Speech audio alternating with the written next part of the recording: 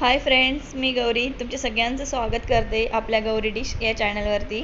आणि आज आपण बघूया मस्त आळूच्या पानाच्या वड्या किंवा आळू वडी। आणि एक टिपसुद्धा सांगणार आहे जेणेकरून आपण आळू वडी खाताना आपल्या घशामध्ये बिलकुल त्रास होणार नाही। तर व्हिडिओ नक्की शेवटपर्यंत बघा। आवडल्यास लाईक करा, कमेंट करा, चॅनलला सबस्क्राईब करा। चला तर मग सुरू करूया। तर मी इथं स्वच्छ धुवून आळूचे पानं घेतलेले आहेत, एकदम फ्रेश आहेत आणि गावरानसुद्धा आहेत, छोट्या छोट्या साईजचे। तुम्ही बघू शकता एकदम छान पानं आहेत, फ्रेश।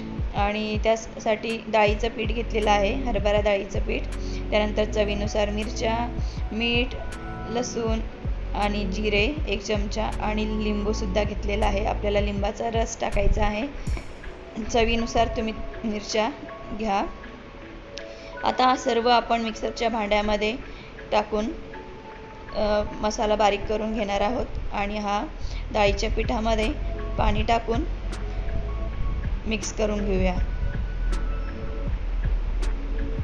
जेवढे आळूचे पानं असेल त्यानुसार डाळीच्या पिठाची क्वांटिटी घ्यायची आहे। मी साधारण 2 ते 2.5 वाटी डाळीचं पीठ घेतलेलं आहे। आणि माझ्याकडे पानंसुद्धा साधारण 15 ते 20 असतील, त्यामुळे मी एवढं पीठ घेतलेलं आहे। आणि आता आपण मिक्स करून घ्यायचं आहे चांगल्या प्रकारे। मीठ आणि मिरच्यांचं प्रमाण तुम्ही आपापल्या चवीनुसार घेऊ शकता। आणि खूप पातळ पण पीठ करायचं नाही आहे आणि खूप जाड पण मिक्स करायचं नाही आहे, म्हणजे खूप घट्ट पण नाही ठेवायचं आहे। आणि आता मेन टीप, लिंबाचा रस यासाठी टाकायचा की आळूचे पानं खाल्ल्यानंतर काही पानं खाल्ल्यानंतर घशामध्ये असं तोडल्यासारखं होतं किंवा त्रास होतो खाल्ल्यानंतर थोड्या वेळाने। तर त्यासाठी लिंबाचा रस टाकायचा किंवा चिंचेचं पाणी टाकलं तरी चालेल, की आंबटपणा पाहिजे जेणेकरून आपल्याला आळूवडी खाताना घशाला त्रास होणार नाही। आणि आता पीठ सर्व व्यवस्थित मिक्स झाल्यानंतर असं मी उलटं पान ठेवलेलं आहे आणि त्यावरती पीठ टाकून घेत आहे। तर ही एक पद्धत आहे की 1-2 पानं पण तुम्ही ॲट अ टाईम लावू शकता, म्हणजे याप्रमाणे। आणि असं फोल्ड करून घ्यायचं किंवा तुम्ही सिंगल पानसुद्धा पिठाने लावू शकता। हे बघा, हे सुद्धा मी घेतलेलं आहे। आणि यावरती पण आपण पीठ लावून घेऊया, मस्त स्प्रेड करायचं सगळ्या बाजूनी आणि असं फोल्ड करायचं। खूप सोपं आहे करायला, खूप छान लागतात, खूप क्रिस्पी पण होतात आणि खूपच छान लागतात या वड्या, एकदम छान टेस्टी।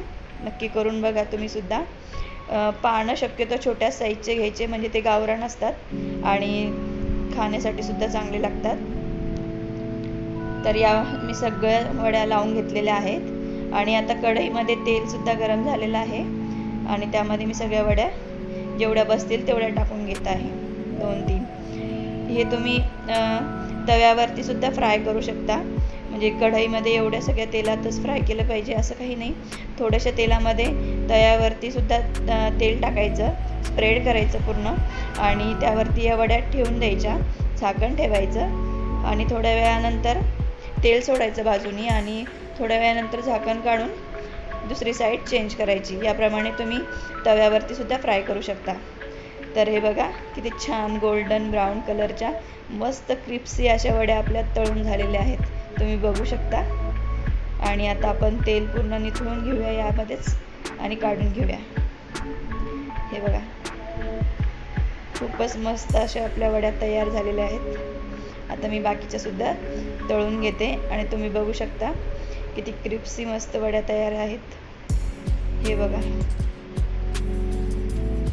खूप छान लागतात खाण्यासाठी, नक्की करून बघा। आणि हे बघा, मी सर्व वड्या आता तळून घेतलेल्या आहे। तर नक्की करून बघा। व्हिडिओ आवडल्यास लाईक करा, चॅनलला सबस्क्राईब करा।